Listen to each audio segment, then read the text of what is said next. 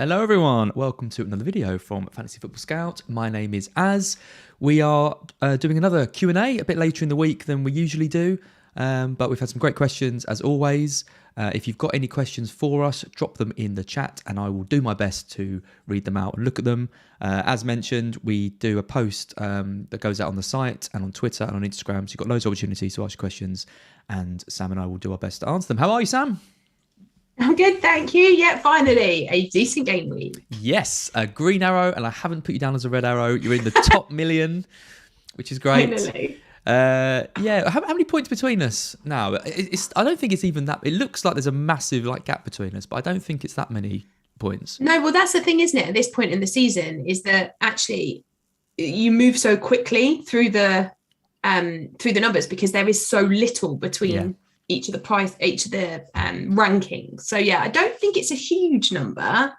I mean, well, let's see what happens this week. I've got to catch you at some point this season. Surely. I don't know what's happened. You were miles ahead at one point, and then it just shows it's one of those seasons where everyone's so close to each other. I mean, I think I'm only like 80 points or something off first, which seems that seems like achievable. Like it's not going to happen, but it feels like it's not a huge number yet, is it? No. Yeah, that's the thing. Yeah. And that's why overall rank is, I'm so not really concerned about overall rank at the moment. I'm just more concerned that the arrows are green. If the arrows are always green, then you're going in the right direction. Yep. And, you worry about the overall rank in a few weeks' time. Absolutely. So just before I get into the questions, I just want to mention Fantasy 5. I did the video with Jenny yesterday, the team selection. If you're interested in Fantasy 5, you can check that out and you can see the picks that we made. If you don't know what Fantasy 5 is, it's essentially a free-to-play game. You can play alongside FPL. It takes a few minutes to set your team up and you can win £10,000 every week. There's also a range of monthly and seasonal prizes too, and you can set up mini leagues. There's a Fantasy Football Scout League in the description with £100 a month for just being the best person that makes the most picks that week. All you got to do is pick 5 players, and those 5 players just have to outscore their fantasy points target. There's no bonus points, so it's goals, assists, clean sheets. All of that stuff that we know so well, and it sounds really easy. I'm yet to get all 5 and win 10,000, but I'm sure I'm going to do it at some point. And like I said, you can see the picks that Jenny and I made on the video that went out yesterday. But definitely get involved in that. It's a great thing the game's out now. You can set it up and play it, and then you could potentially win £10,000 for free. Amazing stuff. Right, let's talk Q&A. So we've had some really good questions. They are all very similar.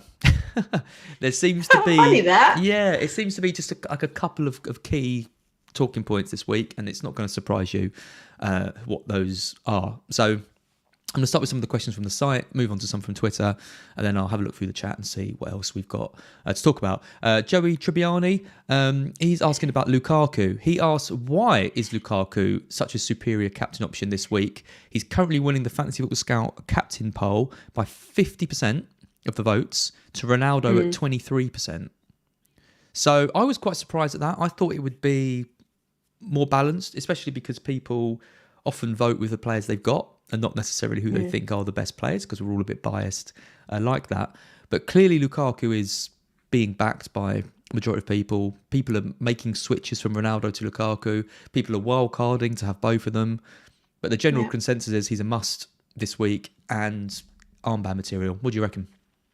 Yeah, I mean, I did the official podcast this morning with Kelly Summers. It's obviously out later on today, and she was talking about how that was her transfer this week. She took out Ronaldo for Lukaku, and I think that will sway the balance of this captain's poll this week, because there will be a lot of people that have always planned to swap Ronaldo for Lukaku at this point. And so, because I think generally speaking, you're right. People do vote for the players that they've got because it's the player they're most likely to captain. I think the fixture comes into it. Southampton on paper is a better fixture for Lukaku than Ronaldo has this week. Southampton have been really good, though, defensively. So I don't know that this is necessarily going to be the hatful that we were all maybe thinking it might be a couple of weeks ago. I think Southampton are one of the only teams not to concede in the first half yet. I think I'm right in saying that. Wow. So if it does happen, you might be waiting late in the game for that Lukaku haul. But yeah, I just think that's probably why. Do I think he's a really superior captain option?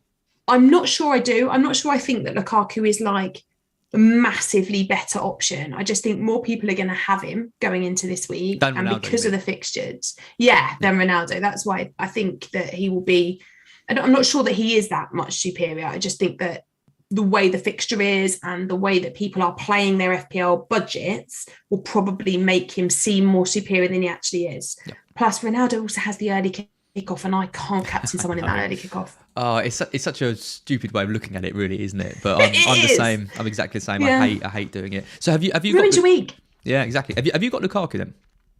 Yeah. And no Ronaldo.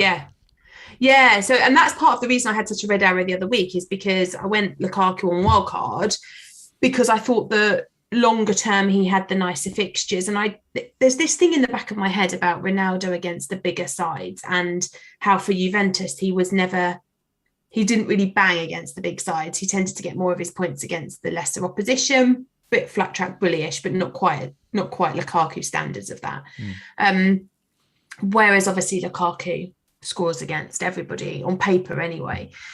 So I went with Lukaku. Now I am starting to kind of ponder on, with the emergence of players like Sarr and Smith Rowe in the middle, whether it is possible to do the pair of them up top, because I think at the point when I wildcarded, it was very hard to do that because there wasn't multiple 5.56 million players, but now there is. So I think there is scope for both. And then you've got a decision to make if you've got both as to which one you captain. Yeah, absolutely. I mean, there's quite a few things going on here which are interesting. I mean, you mentioned the Southampton fixture not being that easy, which I completely agree. I think at the beginning of the season, we were all looking at wild cards and looking at the fixture turns. We all earmarked this Chelsea-Southampton game as being, Southampton lost some key players. Chelsea are going to have all these signings. They're going to be amazing. I mean, it's a couple of games now. Chelsea haven't been at their best. Lukaku was poor last night. Southampton have already got a 0-0 draw with Man City. I didn't know about that stat about not conceding in the first half. That's alarming as well. So I think there are some, and I think, a lot of people have got a lot of injuries to teams and players. Trent's out, we're going to talk about him, sure. People with lots of different flags and doubts and injuries and stuff. And suddenly this essential move of doing Ronaldo to Lukaku might actually be a bit of an afterthought for people now, because you might have other fires to put out. And I don't necessarily think it's as an essential a move as I maybe thought it would have been a couple of weeks ago. I'm still doing it. I'm going ahead. Are you? I'm following in Kelly's footsteps. Yeah, I'm going to be doing Ronaldo to Lukaku and captaining him. And the reason for it is exactly what you said. I mean, it's not just this week, right? I mean, Ronaldo, Everton, Leicester, Liverpool, Spurs, City, Watford, Chelsea. There's one game in that where I'm probably going to captain Ronaldo, which would be the Watford game. Right? Yeah, well, and maybe Tottenham, to be fair. But then you look at Lukaku. I mean, everyone's probably aware of these anyway, but let me just read the fixtures they've got in that same time. Southampton, Brentford, Norwich, Newcastle, Burnley, Leicester. Like it's just a completely ridiculous run of games for Chelsea. And he's probably going to be my captain in all of those, I imagine. It's a set and forget, isn't it? You just set and forget it on him. That's how it feels anyway right now. Yeah, the only player who I think might come to that is Salah in Gameweek 8 against Watford. But other than that, I think it's going to be Lukaku. That's why people are making the move. And I think I'm seeing more people going off the double up now. I'm seeing more people making that switch of Ronaldo to Lukaku, which is really interesting. And I think the Villa performance as well from United has scared people. But then you see a game like last night when Ronaldo comes in the 90th minute and scores the winner. Yeah, see, for me, the double up top, the thing that puts me off more than anything is who do I lose to have them both? So a couple of weeks ago, it was a budget thing. Now I think I could get the budget to do it, but that would mean losing either Antonio, which I don't want to do, or losing Jimenez at a point where his fixtures are nice and he's just scored and you feel like there is potential for him to go on. So I'm at a point where I'm like, well, I've got to lose one of my players that I'm quite enjoying owning up top in order to have it. It takes a lot of budget away. I like the flexibility of being able to go for bigger defenders as well at the time when they seem to be performing well. So, and plus it also would mean that if I wanted to, I could have I was going to say a better, but I'm not sure that there is a better, but more expensive goalkeeper. So at the moment I've still got Sanchez. Although he's been brilliant, there is some scope, I think, isn't there, for going for the kind of 5 million goalie now. And having that extra bit of money, it's all right, Lee'll get it. Yeah, no, absolutely. Yeah, no, I completely agree. So on Black Box, Mark and I did this thing. We haven't done it for a few weeks now, which was we had 10 poker chips. You can put them on different players that you think are going to be the best captain. So let's say that, looking at this, Ronaldo's got 3 chips and Lukaku's got 6 and maybe Antonio's got 1 or something. That would be like the captain poll on Scout. Where would your 10 chips go? With my team the way it is right now, just in general. If you were picking, or in general, yeah. 7 of them on Lukaku, probably. 7 on Lukaku, and then 3 on Ronaldo. No, I'd probably put some on Salah. He's got a good record against Man City. I think he could get something there. So I'd probably put maybe 2 on Ronaldo and 1 on Salah. Interesting. So Joey Tribbiani's question is, like, do we think Lukaku is a superior captain option this week? The answer is, for you, is obviously for me yes. It is. Yeah. I think mine would probably be similar. I think I'd probably put 6 or 7 on Lukaku, 2 on Ronaldo, and maybe I'll say 1 on Antonio, something like that. Yeah, I forgot about Antonio. Yeah, he probably should have got 1 as well. Too late. Yeah, well, Salah is just someone who you can always, if you're not sure, you can stick it on him no matter what the fixture and still come up with something. Yeah, very interesting. Knight's Tale, my favourite poster on Scout. This is traditional ye old posting. And just one more thing. So they're asking about Trent. So tougher fixtures, injury, potentially a price drop if he's out, and then this international break. Is there a case to drop him for a few weeks, to say game week 10? FPL Husaria on Twitter asks if anyone's considering selling him for a Man City defender. What are you thinking about Trent? You got him, I'm assuming. It's a bit of a headache, isn't it? It's a massive headache. In fact, this is the biggest headache I've got this week, more than anything else. Deciding what to do about Trent is really difficult. If he's out for just this week, then I think I want to keep him, because I'll obviously want him for the game against Watford in game week 8. But if he's going to be out for this week, obviously over international break, and then not going to be available for that Watford game in game week 8, then I think there is scope for selling him for a few weeks, because the reality is he's going to be back at 7.5 million. So if I want to bring him back, say, in 4 game weeks' time, it's not hard to do. Plus, I don't yet have a Chelsea defender. So moving from Trent to, say, Rudiger makes a lot of sense. It means that I've got one less injury problem in my team as well over the next couple of weeks. But something feels so wrong about selling Trent, because whilst I don't necessarily think that Liverpool will keep clean sheets in some of the fixtures that they have coming up, there's every chance he gets attacking returns. So if he's going to be back for Watford, I want him. And then I'd still hold him and play him through those other fixtures afterwards. So I sort of wish that Klopp had said, he'll be back after international break, because then I would have gone, brilliant, I'll just bench him for this Manchester City game. Yeah. What are you going to do? Well, I don't think the fixtures are bad enough to want to have him gone for even a week. I mean, if he's back after the international break, he goes straight into Watford, like you mentioned, and then it's United away. I think Liverpool can score in that. I'm not worried about that as a Liverpool, having Liverpool attacking options. And then it's Brighton at home. They've got a good record against us. They'll probably score goals against us. Then it's West Ham away. They haven't been keeping clean sheets. Then it's Arsenal. Then it's Southampton. It's not, it's not a fixture run like United's, for example. It's a run where I'm still expecting them to score goals, and they're the top attacking side. He's the chief creative threat for the team. He's just, if he's fit, he's just a complete no-brainer. I don't want to be messing around with that spot and going for City players and Chelsea players and stuff, because I just don't think they can match him. It's a transfer back waiting to happen, isn't it, really? Absolutely. Yeah, the only thing I can see is if you're wildcarding this week and you leave some money in the bank, and then you address it. Obviously, you don't really want to be booking a transfer on the wildcard, but I can see why people are considering doing that. The trouble is that I'm seeing a lot of people going for like Man City defenders this week, and then they've got Liverpool. So it's not exactly the best fixture to be rolling the dice with that. So they concede against Liverpool, get 2 points. Then you've got to use a transfer to bring in Trent. Just seems like a bit of a waste. So it is a tough one. I think the only thing is if he is out for longer, maybe this is one of those injuries where we actually don't see him for a while. But I'm going to have the wild card in play next week over the international break.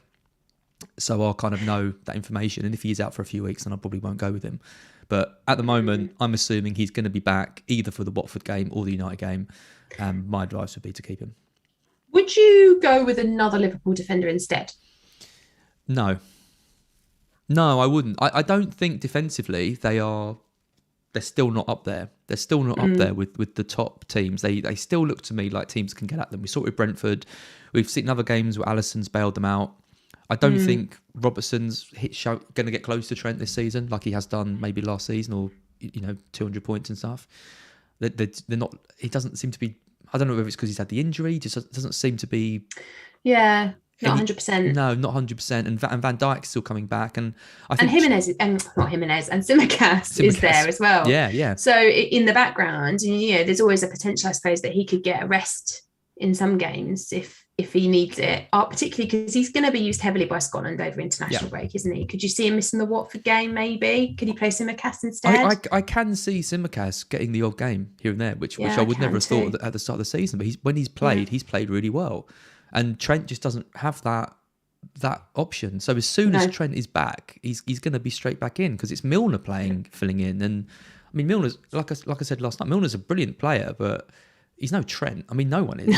Like it's a completely different ball game. Whereas Simicast is a very, very good player, not as good as Robertson, but a good player. So no, I think the way to do it is load up on Chelsea and City. Yeah, I agree. And then you've got Livramento there, who's also got a great run of fixtures coming up to cover the likes of Alonso if he doesn't play, or Cancelo possibly if he's rotated. That seems to me the way to do it. But I would make sure you've got a way of getting back to Trent if you do get rid of him. Agreed. Agreed. Very good. Right. Alex Ball, best 6 million or under midfielder on a wild card. Seems like we have this question every week, but I guess things there's a few now, things though, are aren't changing. there? They really are. They really are. Yeah, like suddenly we're in a place where it's like there's a few that you could go with. As much as it pains me to say, I was really impressed by Smith Rowe in the North London derby last weekend. Like, he really impressed me. And I think at the price point that you've got to pay to own him, particularly with the Arsenal fixtures the way that they are, like they've got nice fixtures coming up. Not only is he proving himself to be a really good player, but he's proving himself to be one of the leaders in that Arsenal side, which you wouldn't necessarily have expected from somebody so young and so new into their kind of football career, that he's really kind of standing up and being counted at a time when that's what Arsenal really needed. So I do really like Smith Rowe, and I think he's got some potential to be that one that people go to in that kind of 4th, 5th midfielder spot. But then you've also got Sarr at Watford, who, again, looks like being a good option, is continually getting returns. The fixture in game week 8 puts me off quite a lot, coming up against Liverpool. But I do think he's still a nice option. Yeah. I'll be losing Sarr on the wild card. I think he's got Leeds next, great game. Then it's Liverpool, Everton, Southampton, Arsenal, United, Leicester, Chelsea, Man City. Now that is a bad run of games. The only game in that which looks sort of semi-decent is Southampton, and like we've said, Southampton aren't the pushovers I think a lot of us thought they were. So no, I'm really not banking on Watford getting much out of any of those games, and I think Sarr is losable. He's up to 6-3 now as well, so if you wanted to get him in, he's not that cheap. I mean, they've also got Smith Rowe is one to 6-3 now, is he? 6-3 now, yeah. Goodness. Yeah, his price is going up massively. What about the Everton midfielders? Is it too late to go with them now, given the fixtures that they have? Because obviously they've got Man United next, and then it's West Ham, followed by Watford. Manchester United haven't exactly been solid defensively, and if they're missing Maguire, then that's not ideal for them defensively. So there's potential there. West Ham, again, they've not kept as many clean sheets as I would have expected from them this season. I don't know. I mean, as a Gray owner, I'm quite enjoying owning him at the moment. Doucouré and Townsend both also in there as options that are available. And, you have that particularly nice spell of fixtures from game week 9 with Watford, Wolves and Spurs. I don't think it's too late. Let's go. I don't think it's too late at all. I don't think West Ham or Watford particularly are bad games for Doucouré or Gray or Townsend. Then they go into Wolves, Spurs, City. Okay, but these are 5.5 to 6 million midfielders. You don't need double-digit returns from them every week. You just need them to kind of tick over. And I think what I've seen from Everton is they're a side that will continue to tick over. I think any three of those options are decent. I think I'm leaning towards Townsend. As the one I like. He took the penalty, got a great record of them. I wonder if Doucouré could be pushed deeper in some of the tougher games coming up. We did see that the other week, that he played in a deeper role and wasn't so effective. Yeah, we will see it because Benitez will shut up shop, I think, in some of these tougher games, and that will mean players like Doucouré. It might even mean the wingers do even better because they're got even more. They're going to be even more instructed to counter and push and be more direct. So it's Townsend for me at 5-5 that I like. I mean, my favourite play, he's a bit more than 6, but is Saka at 6-2. Yeah, I think if you can, if you can find the extra point too, I think he's worth it. I think he's worth the money over Smith Rowe as well. It's just underlying stats are just unbelievable, and it's that versatility he's got of being able to play central midfield, left back, right wing. You're always going to get games out of him. Whereas I wonder if we're going to see a bit of rotation with Smith Rowe and Pepe and Odegaard. I don't really know. Can he rotate him? Like, when you think about how well he's playing in comparison to what we've seen from the likes of Pepe so far this season, I just can't see how he cannot play Smith Rowe. I mean, I agree with you. I think if you want absolute nailed on, then Saka is the one to go with. And if you've got that extra budget, then yeah, 100%. But if you haven't, it's got to be worth a chance on Smith Rowe with the fixtures the way they are. I think he played on the left, didn't he, Smith Rowe, which we haven't seen before. I mean, he played on the right last season. He given the number 10 jersey, but then they sign Odegaard. I mean, Saka to me is the best right winger option they've got. Odegaard's there, so he's kind of competing with him. I mean, Aubameyang can play on the left. I mean, Lacazette is just completely out of the picture at the moment. Yeah, it's totally gone, hasn't he? Totally gone. But I mean, in theory, could come in, and then it means Aubameyang's on the left. I don't know. I think Smith Rowe will play the majority of minutes. He played 60 minutes against Burnley, only got 28 minutes against Norwich, but other games he's played 90 or in and around 90. And like you say, his influence is growing for the side. I just think Saka is just I would just pay that little bit extra for him personally. And Buemo as well, maybe, is another one that we shouldn't be ruling out just because the next two fixtures aren't great. Absolutely. We've all been talking about getting off Brentford because fixtures are but actually we saw against Liverpool how they can and they will likely score goals against the bigger sides. So just because the fixtures aren't that great doesn't mean we should all kind of throw Tony and Buemo out of the conversation, because I think they should definitely still be part of it, particularly at price points. Yeah, completely. I'm sticking with Tony, I think, on the wild card. I haven't seen anything in the last few games to make me want to sell him. No, absolutely. I'm going to take some questions from the chat. Nuclear Atoms says, freaking Alaz, your new room is smaller. Seems like a downgrade. This room is like 3 times the size of the room I was in last time, because I was in the house I was in, I had a little study that was like a kind of little annex. It's like a box. Like a little box, yeah. This is like an actual bedroom that I've turned into a study, so it's much I think bigger. it's because you haven't got your pictures up yet. Yeah, once your pictures are up, then it will give scope and tell you about the size. Yeah. Yep, absolutely. Ami Dead says, lol, as says Liverpool defence, not up there with the best, but they've conceded 1 goal in the first 5 games until the game versus Brentford. Yeah, they have, but the underlying stats aren't amazing. They're not, you look at City and Wolves in particular, they are so far ahead stats-wise of Liverpool. Yeah. And I think Liverpool have been lucky. It's not all, I know they have, their record is decent so far, but I do think Alisson has really bailed them out of some almost certain He's goals. Top quality, isn't he? Top quality keeper. And he's absolutely fantastic. And this is, I know, like, you can say this is what you pay the money for. And it's the same with Mendy as well at Chelsea. I mean, look at that Villa game. I mean, Watkins should have had about 3 goals. Any other keeper, probably would have conceded to that. So, yeah I don't know. It's just a bit concerning when you see these stats and you think, and then you have a game like Brentford where a team actually attacks them and kind of makes the most of it. Yeah. And I think there are going to be games when you're paying a lot of money for these Liverpool defenders and you're going to want some attacking returns. It's only really Trent that I trust to go for that.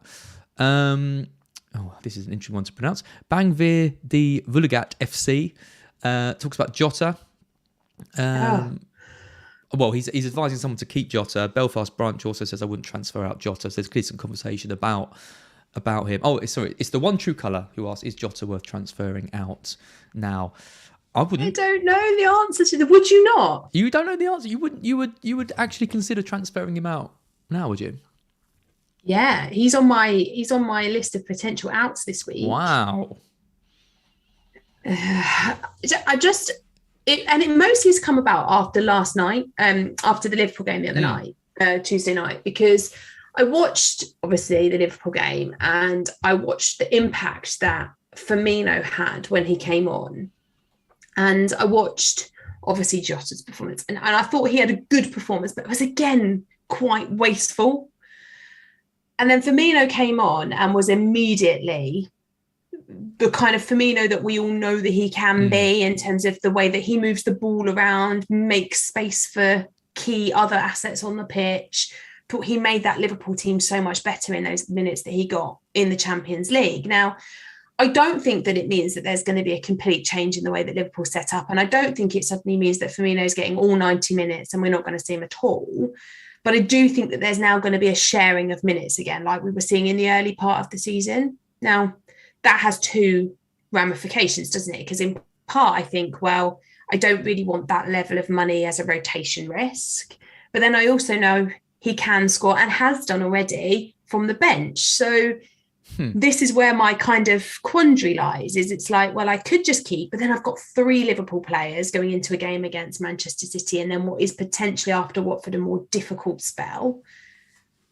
Or do I sell him, keep the 2 that I really trust in Trent and in Salah, and have one of these cheaper midfield options that I don't have any of at the moment? God, this really is a predicament for you, isn't it? You see? I can see the cogs whirring as you talk about it. To me, he's an easy hold. I mean, I guess it depends whether you looked at him as being like, I'm only going to get him in while Firmino's out, and as soon as Firmino's out, then I'm going to look to ship him off. But, no, I didn't get him for that reason. It wasn't a Firmino is the be all and end all in that decision, for me anyway. I just personally think Jotter is gonna do well for his price at 7.7. I think there's few players who have the underlying stats that he's got, the ability, playing for the most attacking team in the league at the moment with the best attacking stats. He might only get 30 minutes in some games. I reckon he will get games every time. Yeah, he'll get minutes every game. He's going to get minutes in every game, and I think he starts the majority. I don't think he's like a Torres. I don't think he's going to be someone who maybe plays 1 in 3.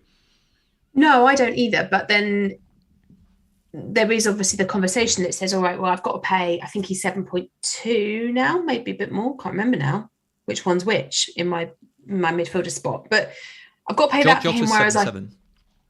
Oh, is it Greenwood that's cheaper? Oh, it's Torres that's cheaper, isn't it? Torres is the cheap one. Yeah, Jota's 7.7, same as Greenwood. Yeah, so when I played my wild card, I was kind of like, right, I'm going to go with 2 of the 3 of those, and I went with the Liverpool guy, and I went with that. Basically, I just decided I'll go without Torres because I did not want the Pep roulette, which actually has proved to be the right decision. Although Greenwood has been pretty useless as well since I've got him. But so I'm at a place where, because I've got those 2, I don't really have anybody in that 6, like the bracket that we were talking about before, the best sub 6 million midfielder. And there are a few in there that really take my fancy and that I would really like. And I kind of think if they're going to get 90 minutes every week, what is the potential upside for them over 30 minutes playing for Liverpool? And that's where the kind of conversation comes, I suppose. Yeah, I don't know if it's a priority. That's my point is that if I was wildcarding, I think maybe there's a decision to make, but losing Jota and not wildcarding just seems quite luxury in a way, because I think he's still a good option even though Firmino's back. So yeah, I mean, I guess it's in part because I've only just wildcarded, so I don't have like multiple problems in my team. Like the team looks fine, as you would expect for somebody that's just wildcarded. My original thought when I did the wildcard was that one of those 2 midfielders would make way for a Chelsea midfielder. That was the original plan. But then the Chelsea midfielders just aren't. Well, Mount's been injured and benched or pulled off early against Spurs. We haven't really seen the best of any of them. Like, you've still got this kind of Ziyech, Havertz, Pulisic, like none of them inspire. So at that point, I'm kind of like, well, the obvious investment I had is gone in that price point. So then I'm looking down and just thinking, well, does that $1 million that I'm going to save, maybe more than $1 million, does that actually make for better funding elsewhere? And I'm not sure yet. So I imagine that he will end up staying because my priority this week is going to be a Chelsea defender. So he'll end up staying because I want the 2 transfers for over international break when everyone else is wildcarding. But he is definitely on the list of players that I am thinking about getting rid of. Yeah, I mean, you mentioned the Chelsea midfield, and I think that's a very good point, because I think we all expected within 7 weeks to have a clear answer to that, and and I was never. I'm not getting into Havertz again, but I was never completely convinced, as some people were, that he was going to be 200 point a season FPL player. This was going to be the season he broke out. Still isn't showing the signs that is going to be the case. And I still question. I don't question his ability, but I do question his FPL potential really long term. Now, especially now they've signed Lukaku and he's not playing in that kind of false nine role. Mount was the one that I really wanted. I thought with Lukaku coming in, he's got the target man to aim at, but got the injury now, and I think his place in the team maybe isn't as secure as it might have been with Kovacic playing so well and Kante and Jorginho looking so good as that three. So it just falls to Lukaku in the defence, really. So yeah, if you are looking at ways of getting Jotter, I think really you either need to go down quite substantially, down to like a 6 million player like the ones we talked about, a Saka, Rafinha, that kind of guy. Yeah. Or, well, this leads into another question from Ajani. So differential picks, mentions Grealish, for example. Other than Grealish, I mean, City in general. City are going to be a team that a lot of people are targeting Game Week 8. Fixture run's really nice. So who'd you get, right? You've got Grealish, you've got Torres, you've got De Bruyne, you've got Foden, you've got Gabriel Jesus. If you're looking for a differential, I would say you go for one of them. Which one would you get? Or would it be none of them? I was going to get a differential. I'd get Ollie Watkins. Just, okay. Wasn't expecting that. Said this on the pod this morning as well, because they asked me the same question. So it'd be a bit weird if I then said one thing on here and said something different on there. So Ollie Watkins, 3 of his biggest FPL points returns have come against Spurs and Arsenal, who are 2 of his next 3 fixtures. Got 13 points, 9 points and 9 points against them last season. I also like the fact that since he's come back, one of the big concerns we had about him was that he was going to play out wide. But since he started playing, he's playing much more central.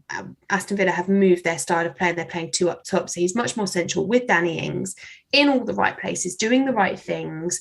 I think he's had 19 penalty area touches in his 4 game weeks because, of course, he's played 2 game weeks less. Now, we haven't yet seen attacking returns from him. But the Spurs defence up next, I mean, that's not going to worry him, is it? I mean, it certainly shouldn't. After that, the fixtures are okay. Like they're starting to come out of their bad period of fixtures that they had again.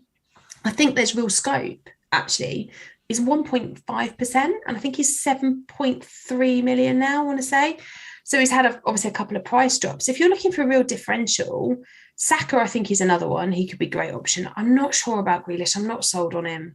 Not because he's not playing well, but just because it's Manchester City, and he's not... For the price that he is, he's not returning the points that I would have expected. But I do think he's playing well. He's made a real big difference to the Man City team. He's just not quite hitting the ground yet. But something about Watkins, I've just got a feeling that he might go off in the next couple of weeks. So which City player to pick? Ollie Watkins? Well, no, but differentials you were talking about, weren't you? I did. If you were going to go with a City player... I'm just playing. The question was differential wildcard picks.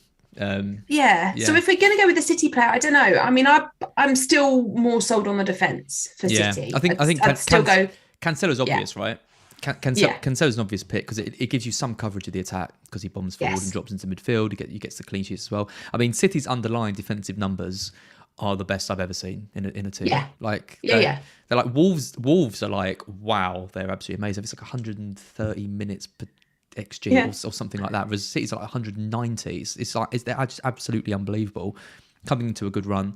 So yeah, he's the obvious one. EDB maybe. Yeah, I mean possibly. He's a massive differential. Massive differential. But it's a lot of money for a punt, right? I don't know. I mean, Gianni yesterday was going for Foden. He had Foden in his team. I'm not totally sold. I've got Foden in my draft team. We haven't done anything yet. But obviously with draft teams, you pick him. And I knew he was injured at the point I picked him. But I don't know. I think, and this is my issue, I guess, with the City midfield, is that we had problems already with rotation.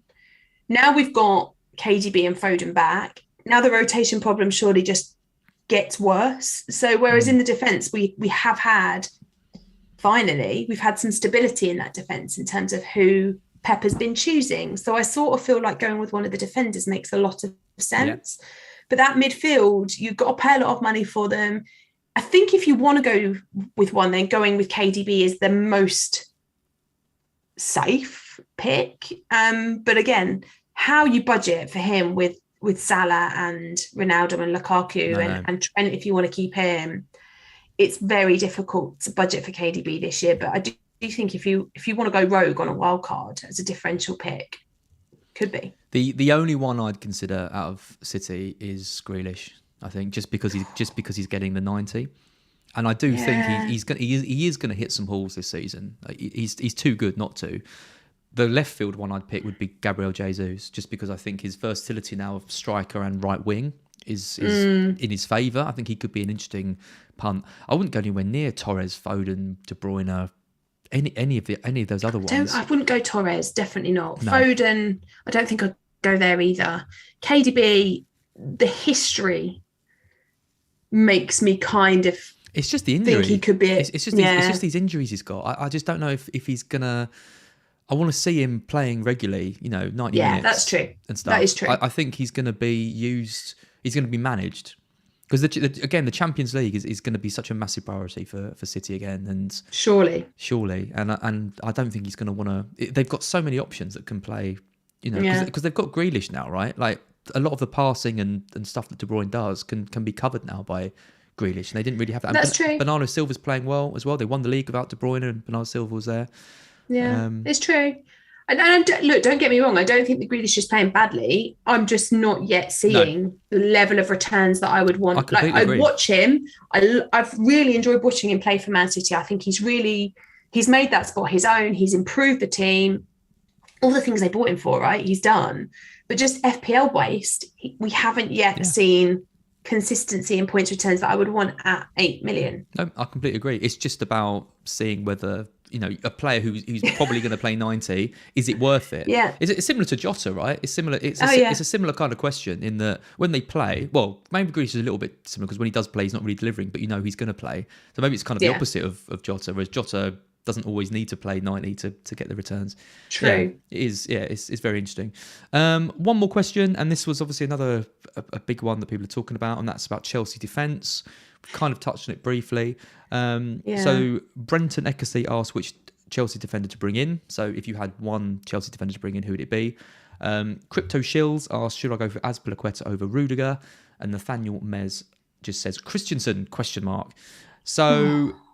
Two questions for you. One, which one would you bring in if you only bring in one? And two, if you could get two, who would you get? So this is actually my genuine transfer this week. I am going to bring in a Chelsea defender. The question is which one. And I watched last night in the hope that it would bring some clarity to what I was going to do. So in my head, I was like, there's Alonso, who feels like obviously the most exciting one to bring in, the most potential upside in terms of goal threat, assists. I watched him obviously live because I went to that Spurs-Chelsea game, and he was phenomenal during that game, like really, really good. And at that point, I was like, right, you're the one I want. But Chilwell appearing at half-time in the Champions League has just reawoken that slight fear in me, because whoever I go with from a Chelsea perspective, if it's just one, you want them to be guaranteed to play in all of this nice run of fixtures so that you pick up all those clean sheets. If you go with two, I think you can go Alonso, happily go Alonso, because if Chilwell gets some game time in that period of time, it's not the end of the world because you've already got somebody else. So for me, it comes down to a straight choice between Azpilicueta and Rudiger. I like Azpilicueta because of the captaincy thing. He's more likely to play. They always seem to make room for Azpilicueta. Some potential more attacking threat there. But Rudiger's really safe, really secure. And we did see some attacking threat from him against Spurs with the goal that he scored. I don't think he's going to do that regularly, but there is some goal threat there. So I think for me, I'm at the moment, I'm in the Azpilicueta camp but I could easily be in the Rudiger camp. Very interesting. Yeah, I think Alonso getting hooked at half time. I'm assuming that happened because he got booked. I don't think there's any injury or anything like that. No, they didn't seem to know, did they, at the time? They were like, oh, is it an injury? And I was like, I think it's just because he's on a yellow card and they don't want him sent off. That's it. No, nothing was said after the game, so I'm assuming that's what I feel pretty certain that he'll start at the weekend over Chilwell. I think he will too, but would you be certain that he would start every game for the next? There is no way that if I was going to pick one Chelsea defender, I'd pick Alonso. Yeah, I agree with that. I completely agree. I definitely want to have on the wild card. I'm almost certainly going to have Alonso and Rudiger, and the reason for that is I don't think Alonso comes off the bench if he isn't starting, and B, you've got Livramento there to cover. Well, it would have, who's got a really good run of fixtures after Chelsea, so I'm not too worried about that at all. But yeah, if I'm picking one, like you say, it's definitely between Azpilicueta and Rudiger. I wouldn't go for Christensen, same reason as Alonso. No, you know, totally. 5 million, good price, but he will miss the odd game. It's just going to happen with Thiago Silva there. Again, I think he's a good option to pair with one of Rudiger or Azpilicueta. Because then you've got the clean sheet, and anything more is a bonus. Yeah. And that's how I feel. Absolutely. It's like at the moment, I'm going to go with one Chelsea defender this week. Probably add to him the week after.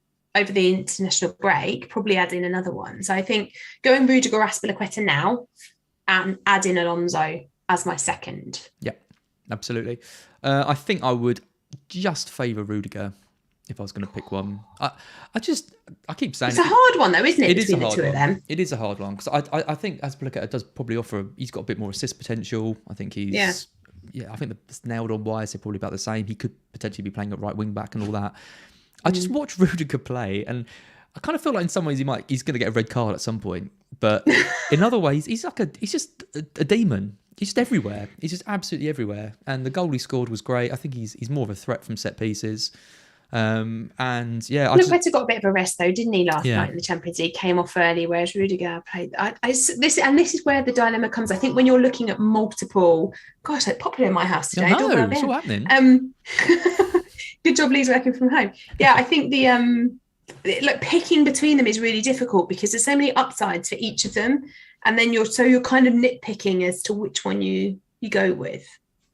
Well, our very own Nuclear Atoms, who's in the chat and mod of this channel, he'll be our final question today. Alonso for captain. Oh, too much. I like it. Honestly, I like it. I like it a lot.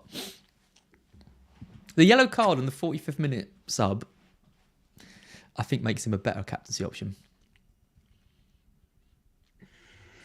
Yeah. If you didn't have Lukaku, if you didn't have Lukaku. If I didn't have Lukaku, I think I'd consider it more than I just did then. Yeah, I mean, the chances of a clean sheet are quite good. The chances of attacking returns are also quite good. The chances, therefore, of a double-digit haul from Alonso this week, quite good. So all of those things are positives for captain's armband material. Would you ever do it? Have captained a defender before, but I always regret it because if they lose the clean sheet, then you're just like, I've captained Trent before. He's not a defender though.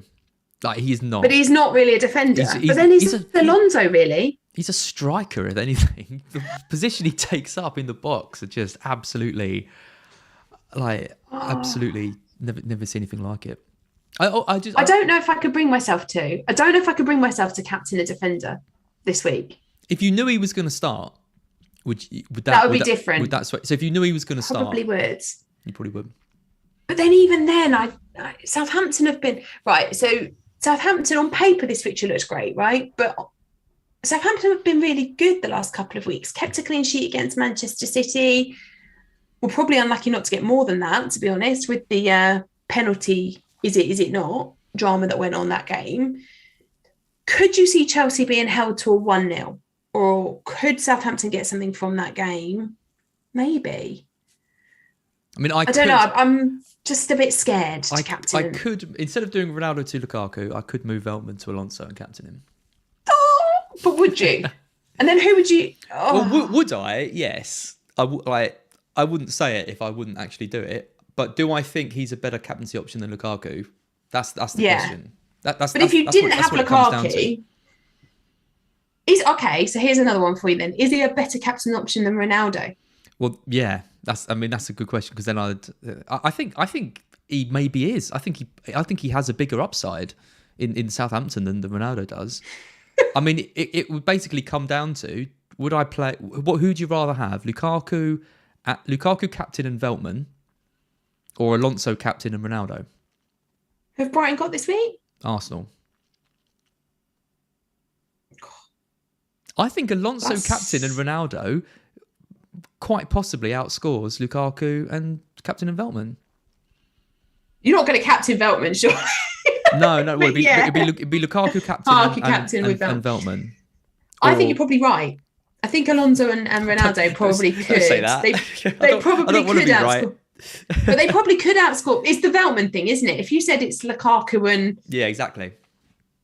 I don't know, Semedo, then they probably can't. But if it's Lukaku and Veltman against an Arsenal team that have found their shooting boots, Ronaldo and Alonso captain probably could outscore them. But then, like you say, Alonso could lose his clean sheet early, get subbed. And they get two. Lukaku gets a hat-trick. So, yeah, it's... this Q&A hasn't helped me at all. I've got more Qs than As. I wouldn't captain Alonso. There you are. There's my answer. You wouldn't. I probably won't, but I'm going to... But you would. I'm now a little bit tempted. Right, I think that's it for us this week. Thanks everyone for joining us and for all your questions. We will be back probably earlier in the week next week again. We'll get back to a Monday. I think Mondays works for us, doesn't it? Normally each week.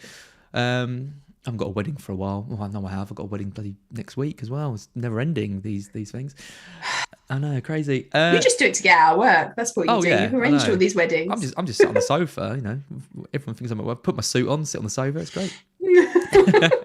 Maybe we should ask for some photographic evidence of these weddings. Oh God, please don't. Excellent. Thank you, everyone. And